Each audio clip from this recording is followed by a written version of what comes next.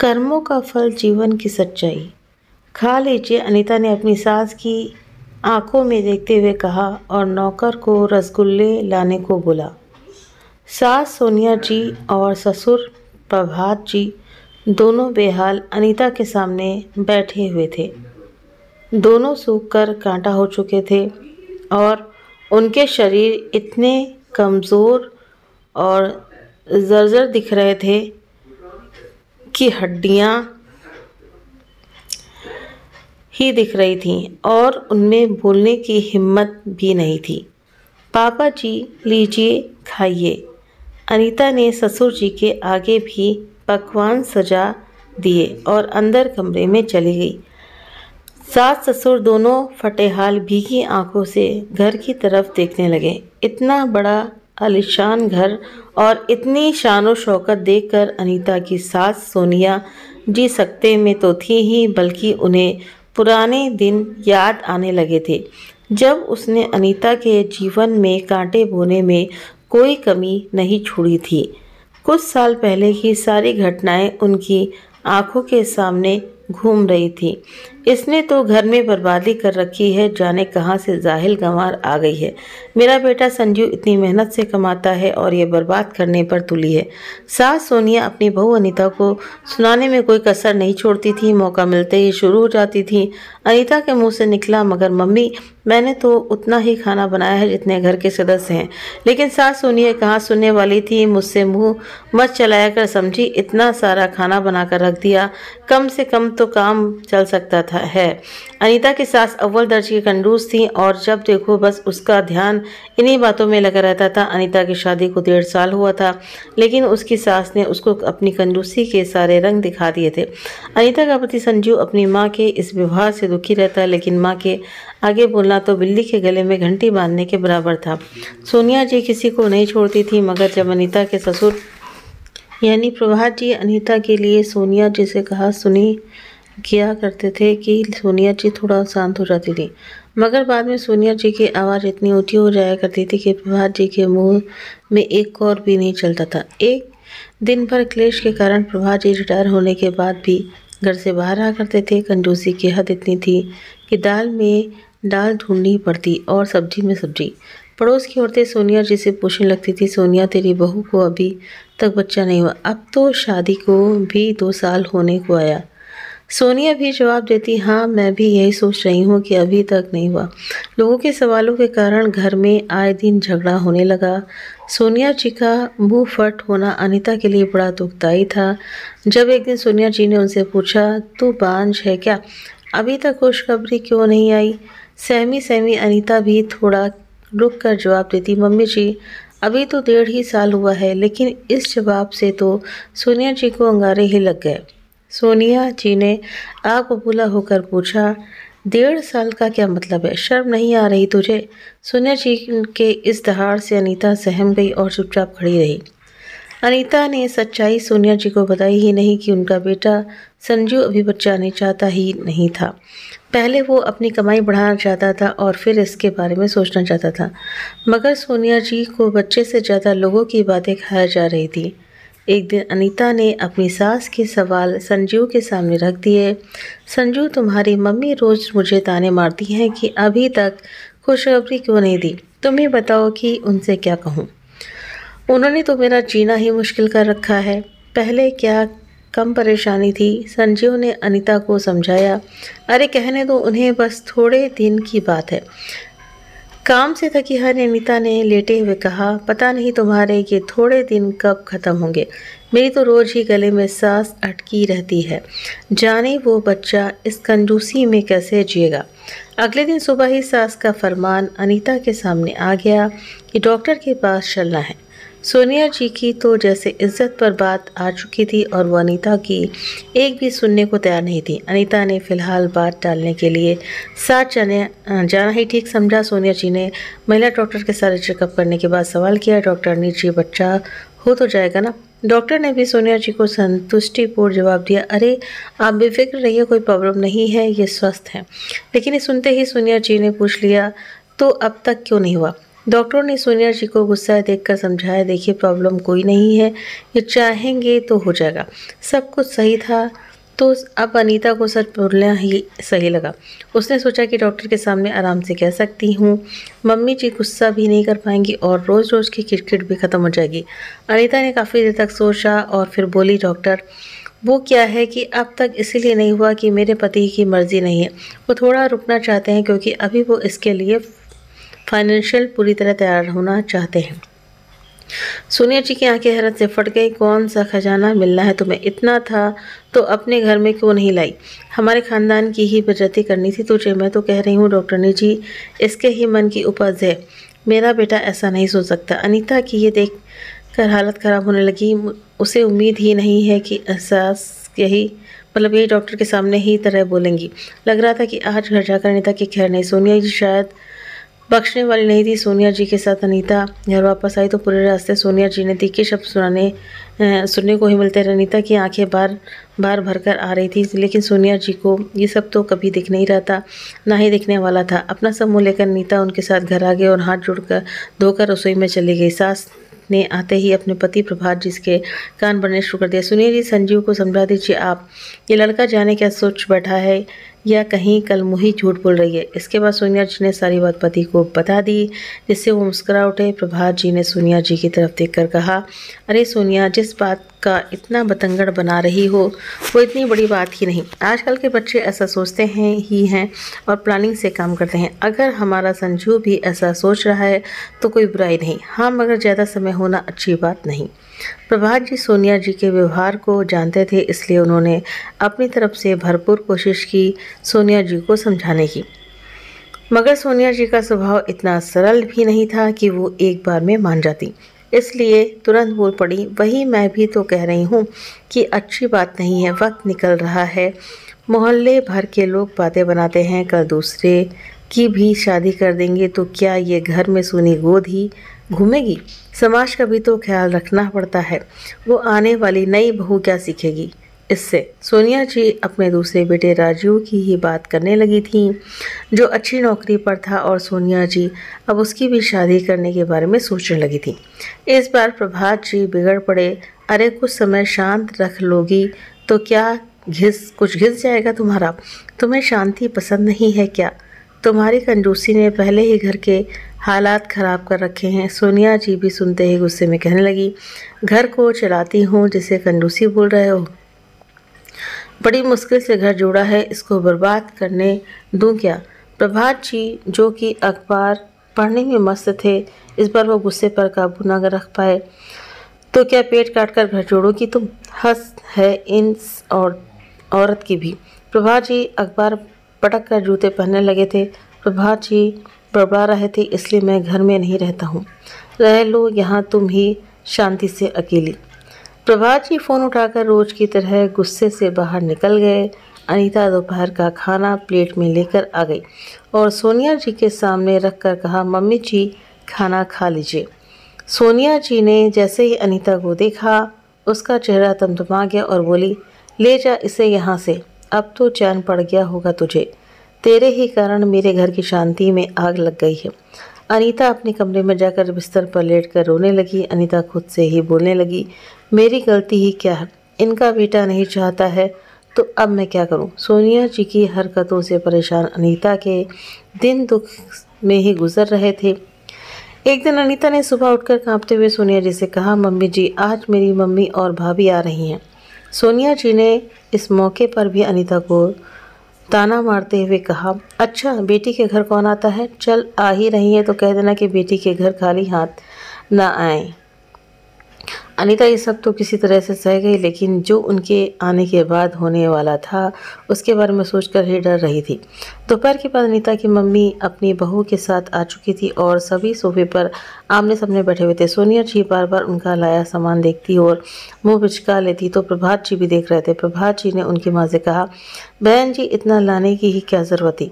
अनीता की माँ सोनिया जी भी आदत जानती थी और इसलिए बहुत सारा सामान लेकर आई थी। उन्होंने प्रभात जी से कहा, अरे नहीं भाई साहब, बेटी के घर ऐसे कैसे आ जाते? सब बात कर ही रहे थे, लेकिन सोनिया जी को नज़र बार बार अनीता की भाभी की तरफ जा रही थी। सोनिया जी ने आखिरकार मुंह से कह ही दिया, मुझे लगता है कि आपकी बहू खुशखबरी सुनाने वाली है। अनीता की माँ सोनिया जी के ऐसे सवालों से सकपका गई, लेकिन फिर भी कहा, हाँ जी, हम भी बस आपको बताने ही वाले थे। सोनिया जी ने अपनी आदत के अनुसार ताने देना शुरू कर दिया। हाँ, आप क्यों बताओगे हमें? आपकी बेटी तो अब तक हमें खुशखबरी दे नहीं पाई है। जाने क्या सोचकर बैठी है, अब तो मोहल्ले के लोग भी टोकते रहते हैं, हम भी क्या जवाब दें? अब तो मैं कह दूंगी कि खुद ही पूछ लो अनीता से। इस बात को सुनकर अनीता की माँ का कलेजा फटने को आ गया। कितनी बेरहम और बदतमीज़ हैं ये, बोलने की तमीज़ तक नहीं है, हमारी ही बेइज्जती कर रही हैं। अनीता की माँ अपने मन में ये सब सोचने लगी थी। अनीता की माँ ने मौका पाकर अनीता से बात की, बेटा क्या हालत बना ली है अपनी, अपना ख्याल रखा कर, बल्कि मैं तो कहती हूँ कि अब बहुत हो गया, तू अलग ही रह ले। अनीता ने अपनी माँ की बात से इनकार कर दिया। नहीं मम्मी, संजू की बिना मर्जी के तो मैं कुछ नहीं होगा। तो अनीता की माँ समझाकर चली गई, क्योंकि उसने अपनी बेटी की हालत देखी नहीं जा रही थी। सोनिया जी की आदत उन्होंने कई बार देख ली थी, जो सहने के लायक नहीं थी, मगर ये अनीता ही थी जो कैसे भी बर्दाश्त कर रही थी। सोनिया जी ने अपने छोटे बेटे राजू की शादी के लिए एक लड़की ढूंढ ली थी, जिससे उसकी शादी करवा दी गई। लेकिन ये शादी तो अनीता के लिए मुसीबत ही ले आई थी। राजू की पत्नी का व्यवहार अनीता के साथ बहुत ही रूखा था, लेकिन सोनिया जी के सामने अच्छी बनी रहती थी और सोनिया जी के सामने उसे नीचा दिखाने की कोशिश करती रहती थी। सोनिया जी ने उसके सामने कुछ दिन तक तो कंजूसी की, लेकिन छोटी बहू के तेवर के आगे सोनिया जी के तेवर टिक ना सके और सोनिया जी ने कंजूसी करना बंद कर दिया। लेकिन अनीता अब उसकी आंखों में खटकने लगी थी।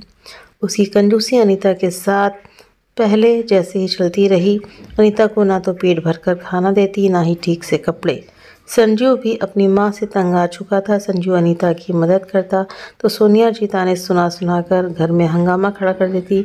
सोनिया जी अक्सर ही अनीता को कह दिया करती, पहले उसके जैसा लेकर आ अपने घर से, फिर मनचाहा करना। शादी के 4 महीने बाद ही छोटी बहू तनुजा गर्भवती हो गई, जिसके कारण मुसीबतों का पहाड़ अनीता पर टूट पड़ा। सोनिया जी ने इस खुशखबरी के बाद अनीता को आड़े हाथों ले लिया और जी भरकर सुनाया, मुझसे झूठ बोल रही थी, बांझ है, तभी तो अभी तक बच्चा नहीं हुआ। छोटी बहू को देखो, कम से कम इसने तो इज्जत रख ली खानदान की। प्रभात जी ने सोनिया को तुरंत कहा, कुछ तो शर्म करो सोनिया, दोनों में तुलना कर रही हो। याद रखना कि घर में ये खटास के बीज तुम ही बो रही हो। सोनिया जी ने अनीता को तुरंत अल्टीमेटम दे दिया, इसे कभी कुछ नहीं कहते, दोनों मियाँ बीवी झूठ बोलते हैं। देख बड़ी बहू, अगर अगले महीने खुशखबरी नहीं सुनाई तो अपना दूसरा ठिकाना ढूंढ लेना। प्रभात जी दांत पीस कर रह गए, क्या कर सकते थे। बहू का साथ देने पर घर में ज़बरदस्त लड़ाई होती। संजू के शाम को आते ही अनीता ने सारी बात बताई। अनीता ने रोते रोते संजू से कहा, एक तो मुझ पर काम इतना आ गया है, ऊपर से तनुजा के कारण मुसीबतें बढ़ती जा रही हैं, उससे अब सहन नहीं होता। संजू ने अनीता का दुख देखा ना गया। मैं माँ से अभी बात करता हूँ, आज बात होकर रहेगी, चाहे कुछ भी हो जाए। संजीव अपनी माँ को के सामने जाकर गुस्से में बोला, माँ आप अनीता के साथ ये सब अब बंद करो, ऊपर से बच्चे का दबाव बना रखा है, दिन भर उसे ताने देती हो, लेकिन वो बेचारी चुपचाप सह जाती है, तो इसका मतलब ये नहीं कि आप करती जाओगी। सोनिया जी संजीव को अनीता की तरफ से बोलते देखकर भड़क उठी, आज इस अनीता को ही देखती हूँ, इसने जीना हराम कर रखा है, मोहल्ले वाले रिश्तेदार सभी में बेइज्जती करवा रखी है और आज तेरे कान भी भर दिए। संजू फिर अनीता का पक्ष लेकर कहा, माँ उस पर इल्ज़ाम लगाना अब बंद कर दो, वो वही करती है जो मैं कहता हूँ। संजू जी सोनिया की बात सुनकर अब बुला होकर दंदनाती हुई अनीता के कमरे में पहुंची। नहीं चाहिए मुझे ऐसी बहू जो मेरे बेटे को ही मुझसे अलग कर दे, आज इसी को बाहर फेंकती हूँ। उसने घर को सिर पर उठा लिया था, जिससे अनीता समझ ही नहीं पाई कि अचानक क्या हुआ है। प्रभात जी ने आकर बात को दबाने की कोशिश की, सोनिया बस करो, इसके पीछे पड़ी रहती हो। सोनिया अपने पति के बोलने से और भी गुस्से में आ गई और कहने लगी, तुमने एक शब्द भी बोला तो इसके साथ तुम्हें भी बाहर फेंक दूंगी, समझे, चल बाहर निकल। सोनिया जी ने अनीता का हाथ पकड़कर बाहर घसीटा तो संजीव ने बीच में आकर हाथ छुड़ाया, लेकिन सोनिया जी को ये बर्दाश्त नहीं हुआ और उसने अनीता के गाल पर कसकर थप्पड़ मार दिया। प्रभात जी और संजू दोनों देखते ही रह गए। छोटी बहू तनुजा ने बीच में आकर कहा, दीदी माफ़ी मांग लो ना, गलती की, माफ़ी मांगने में हर्ज क्या। अनीता पहले ही दुखी थी, लेकिन देवरानी तनुजा के ऐसा बोलने के कारण वो चीख पड़ी, कौन सी गलती, खबरदार जो बीच में बोलने आई तुम। संजू ने अपने छोटे भाई राजू से कहा, राजू अपनी बीवी को अंदर ले जाओ, ये माहौल और ख़राब कर रही है। आज राजू भी उल्टा संजू पर ही बरस गया। भैया माहौल तो आप लोगों ने ख़राब किया है, मेरी पत्नी को मत कहिए। प्रभात जी ने तुरंत राजू को आंखें दिखाकर हड़काया, मगर सोनिया जी की सह राजू को मिल रही थी। सोनिया जी फिर से भड़क गईं और बोली, तो निकल पहले यहाँ से, तेरे कारण भाइयों में फूट पड़ गई। सोनिया जी ने फिर से अनीता का हाथ पकड़कर जोर से खींचा और जोर से ज़मीन पर बाहर की तरफ धक्का दे दिया, जिससे अनीता दूर जा गिरी। संजू अनीता को बचाता हुआ चीख पड़ा, माँ ये जाएगी तो मैं भी जाऊँगा। सोनिया जी ने आंखें निकाल कर कहा, हाँ यही तो बाकी रह गया था, ये भी करवा दिया इसने। संजू ने अनीता को सहारा देकर उठाया और अंदर जाकर दोनों सामान पैक करने लगे। लगभग 15-20 मिनट बाद दोनों बाहर आए और प्रभात जी के पैर छूने लगे तो उनकी ये देखकर जैसे सांसें ही रुक गईं और प्रभात जी घर को टूटता देख रोने लगे। अरे बेटा जाने दो, भूल जाओ ये सब, अंदर चल। नहीं पापा, इस घर में हमारी ना तो औकात है ना ही इज्जत। माँ आप रहो अपनी छोटी बहू के साथ ही। संजीव सामान के साथ अनीता का हाथ पकड़कर बाहर निकल गया। प्रभात जी ने रोते हुए अपनी पत्नी से संजू को रोकने के लिए कहा, मगर सोनिया जी ने उन्हें रोकने से साफ मना कर दिया। जाने तो 2 दिन में अकल ठिकाने आ जाएगी, जेब में दाने नहीं और अम्मा चली भुनाने। मैं भी देखती हूँ कि कितने दिन अकेले रहेंगे। अब संजू और अनीता जा चुके थे और प्रभात जी का रो रो कर टूट चुके थे। पहले दिन बीते और फिर महीने, मगर संजू और अनीता वापस नहीं आए। प्रभात जी अक्सर सोनिया जी को ताना दे दिया करते थे, सोनिया तुम्हें मैं ज़िंदगी भर माफ़ नहीं करूँगा, तुम्हारे कारण मेरा परिवार टूट गया। मगर सोनिया जी का गुरूर ख़त्म होने का नाम ही नहीं ले रहा था। अनीता के प्रति नफरत के कारण सोनिया जी का मोह ही खत्म हो गया था। कुछ दिनों बाद तनुजा का बच्चा हो चुका था और घर में खूब खुशियाँ मनाई गई थी, मगर अनीता और संजू की कमी प्रभात जी को बहुत खल रही थी। जाने मेरा बेटा कहाँ होगा। प्रभात जी बीते दिनों को याद कर आंखें नम कर लेते थे। ये देखते ही सोनिया जी उनको उलाहने देने लगती थी। तनुजा का बच्चा अब 2 महीने का हो चुका था और तनुजा को रंग ढंग बदलने लगे थे। धीरे धीरे उसने घर पर अपना कब्जा जमा लिया था। प्रभात जी ने तो बहुत पहले ही सब छोड़ दिया था, लेकिन सोनिया जी ने पोते के मुंह में तनुजा को धीरे धीरे जिम्मेदारी सौंपी तो तनुजा का असली रंग बाहर आ गया। तनुजा घर में हर एक काम अपने हिसाब से करती और अब सोनिया जी की कंजूसी की आदत भी छूट रही थी, क्योंकि तनुजा की आए दिन लताड़ उनको चुप रहने पर मजबूर कर देती। तनुजा ने उनका सम्मान करना भी छोड़ दिया था और बेहुदा शब्दों का इस्तेमाल करने लगी थी। तनुजा सोनिया जी पर भरपूर हुक्म चलाकर कहती, बुड्ढी टाइम से खाना बना दिया कर, मेरा बच्चा परेशान होता है। सोनिया जी को पूरे दिन काम करना पड़ता और जब जरा भी मुँह खोलती तो तनुजा आंखें निकाल कर बात करने लगती और बुरी तरह फटकार लगाती। तनुजा के शब्द उनका दिल चीर कर रख देते। शुक्र कर बुढ़िया मैंने तुझे रखा हुआ है, वरना तो किसी लायक नहीं है। सोनिया जी काम करते करते अपनी भीगी आंखों को अपने पल्लू से पोंछा करती थी और प्रभात जी देखकर भी अनदेखा कर देते थे। कभी थोड़ी शिकायत भी करती तो वो भी सोनिया जी को ताना देते, जब बबूल का पेड़ लगाया है तो आम तो तुम्हें मिलेंगे नहीं। अब भुगतो जो किया है, अनीता होती तो तुम्हारे दिन ऐसे ना होते। तनुजा सोनिया जी और प्रभात जी को रोटियां गिन गिन कर देने लगी थी। राजीव ने भी ध्यान देना छोड़ दिया था। तनुजा का जो मन आता वही करती और दिन ब दिन उसकी बेहूदगी बढ़ती जा रही थी। सोनिया जी ने एक दिन हिम्मत करके राजीव से कहा, बेटा जरा तनुजा को समझा दे, 2 वक्त की रोटी तो ठीक से दिया करे, तेरे पापा बीमार रहने लगे हैं। राजीव ने उल्टे ही कहना सुनना शुरू कर दिया, तो आपने क्या कसर छोड़ी थी मम्मी, गिन गिन कर खाना देना तो आपने ही सिखाया है, अब वो कर रही है तो बुरा क्यों लग रहा है आपको, इस उम्र में कितना खाएंगे आप। तनुजा के कानों में ये आवाज़ पहुंच चुकी थी। अब यही रह गया है कि मेरी शिकायतें मेरे पति से करेंगी ये बुढ़िया। मैं अनीता नहीं हूँ कि घर से चली जाऊँगी और मुझसे कोई कहे उससे पहले मैं उसे ही निकाल कर फेंक दूँगी। चलो निकलो यहाँ से, बहुत खा लिया मेरे पति की कमाई का। तनुजा ने सोनिया जी का हाथ पकड़ा और घसीटने लगी। प्रभात जी भी पीछे से आए, लेकिन तनुजा को कोई फ़र्क नहीं पड़ा। सोनिया जी रोते हुए कहने लगी, बहू ऐसा मत कर, देख तेरे ससुर कितने बीमार हैं, छोड़ दे। बेटा माफ़ी मांग रही हूँ, गलती हो गई। तनुजा ने जहरीले शब्द फिर से कहे। अरे कैसी माफ़ी? माफ़ी तो अनीता भाभी ने भी मांगी थी। क्या किया था उनके साथ? प्रभात जी की आंखों के आगे वो दिन घूमने लगा जब इसी तरह अनीता और संजू को निकाला जा रहा था।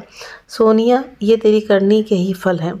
कहते हुए प्रभात जी धम से बैठ गए। तनुजा ने अपने ससुर से कह दिया, पापा जी आपको जो सामान ले जाना है वो ले जाइए, अब मैं इनके साथ नहीं रह सकती। तनुजा ने रोती बिलखती सोनिया जी को खींचते हुए बाहर का रास्ता दिखा दिया था। कुछ देर तक दोनों पति पत्नी दरवाजे पर ही बैठे रहे और कुछ देर बाद कहाँ गए कोई नहीं जानता था। तनुजा ने जब बाहर जाकर देखा तो लंबी सांस लेकर कहा, शुक्र है चले गए, अब जाकर मिली इन बुढ़िया से आज़ादी। दोनों पति पत्नी रात को चलते चलते घर से दूर निकल आए थे और रास्ते में एक मंदिर के बाहर चबूतरे पर दीवार के सहारे बैठ गए।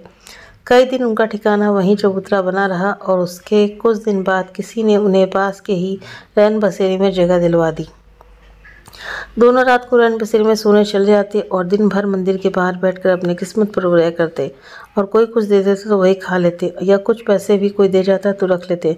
प्रभात जी सोनिया के बार बार एक ही बात कहते, कहाँ लाकर खड़ा कर दिया तुमने सोनिया, क्या वक्त आया है, दो दो बेटे होते हुए भी कोई हमारे पास नहीं। प्रभात जी की तबीयत खराब रहने लगी थी। खांसने की बीमारी के साथ शरीर कमज़ोर भी बहुत हो गया था। दोनों की स्थिति अब फटेहाल थी, जिस पर दया करने वाला भी कोई नहीं था। ठंड में भी रात को सिकुड़ कर सोना पड़ता और चिलचिलाती गर्मी में मंदिर के बाहर भिखारी बनकर बैठना पड़ता था। ना तो दवाई के लिए पैसे थे, ना ही खाने के लिए। पैरों की चप्पल तक नहीं बची हुई थी। प्रभात जी दिन भर रोते रहते और सोनिया जी को कोसते रहते थे। एक दिन किसी अमीर ने वहां गरीबों को कंबल बांटे तो वो दोनों भी उनकी लाइन में जाकर बैठ गए। कंबल बांटने वाले पति पत्नी अपनी बच्ची के साथ आए थे। सबको खाने का पैकेट देने और कंबल बांटे जा रहे थे। जैसे ही दोनों सोनिया जी और प्रभात जी के नज़दीक आए तो वो दोनों ने उन्हें पहचान लिया, मगर अपनी हालत देखकर शर्म के मारे मुँह छुपाने लगे। लीजिए बाबा। जैसे ही उस छोटी लड़की ने प्रभात जी की तरफ कंबल बढ़ाया तो प्रभात जी अनदेखा न कर सके और उस बच्ची के गाल पर हाथ रखकर रोने लगे। उनकी मां ने जैसे ही प्रभात जी की तरफ देखा तो वो हैरान रह गई। पापा, प्रभात जी रो पड़े और अपने फटे कुर्ते से आंसू पोंछने लगे। संजू भी ये देखकर तुरंत नज़दीक आया और प्रभात जी के गले से लग गया। अनीता खड़ी रो रही थी कि तभी उसकी नज़र प्रभात जी के बगल में बैठी सोनिया जी की ओर गई, जो कि अनीता से नज़र छुपाने के लिए अपने पल्लू में मुंह छुपा रही थी। अनीता ने तुरंत देखते ही सोनिया जी को पुकारा, मम्मी। उसने तुरंत सोनिया जी को गले से लगा लिया। सोनिया जी ने रोते रोते कहा, बेटा मेरे कपड़े गंदे हैं, बीमार भी हूँ, तुझे बीमारी लग जाएगी। अनीता ने सोनिया जी की आंखों में देखते हुए कहा, मम्मी आपको देखकर मुझे बहुत दुख हो रहा है, क्या हालत हो गई है, हमने ऐसा बिल्कुल नहीं सोचा था, आप घर चलिए। अनीता और संजू समझा बुझाकर अपने माता पिता को घर लेकर चले गए। उनकी गाड़ी से उतरते ही प्रभात जी और सोनिया जी इतना आलीशान घर देखकर देखते ही रह गए। कांपते कदमों से अंदर घुसे तो आंखें फटी की फटी रह गईं। इतना बड़ा घर, साज सजावट देखकर सोनिया जी को शर्म भी आई। जिन सब चीज़ों के लिए उसने अनीता को इतना बुरा कहा था, वो सब आज अनीता के दामन में था। उसकी एक प्यारी सी बच्ची भी आज सोनिया जी को इतने बड़े घर में अनीता एक रानी की तरह लग रही थी। प्रभात जी ने बहू के सामने हाथ जोड़े, बेटा हमें माफ़ कर दो। अनीता ने तुरंत प्रभात जी के हाथ पकड़ लिए। नहीं पापा जी, ऐसा मत कीजिए। सोनिया जी प्रभात जी को देखकर आंखों में आंसू भर लाई और अनीता से कहने लगी, बेटा माफ़ी तो मुझे मांगनी चाहिए और मैं उस लायक भी नहीं हूँ। बहुत बुरा किया, तुम्हारी ज़िंदगी बर्बाद कर दी, अपने ही बहू बेटे के जीवन में कांटे बो दिए। सोनिया जी बुरी तरह से रो रही थी और संजू ने माँ माँ कहते हुए उसे गले से लगा लिया। सोनिया जी को किस्मत ने अच्छा झटका दिया था, जिससे उसे इतनी अकल तो आई थी कि आज माफ़ी मांग रही थी।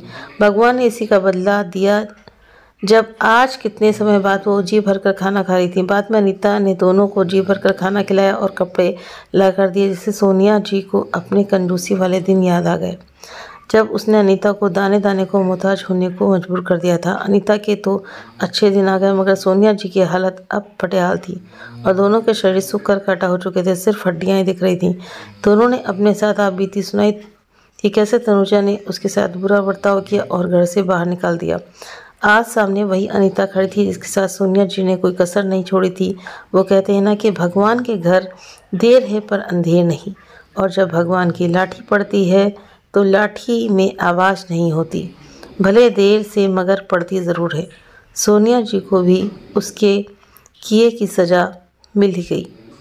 तो उम्मीद करते हैं कि आप सभी को ये कहानी पसंद आई होगी। वीडियो पसंद आया हो तो वीडियो को लाइक शेयर सब्सक्राइब करना ना भूलें, और आप सभी अपने कमेंट करना ना भूलें। मिलते हैं आपसे नेक्स्ट वीडियो में। Thank you.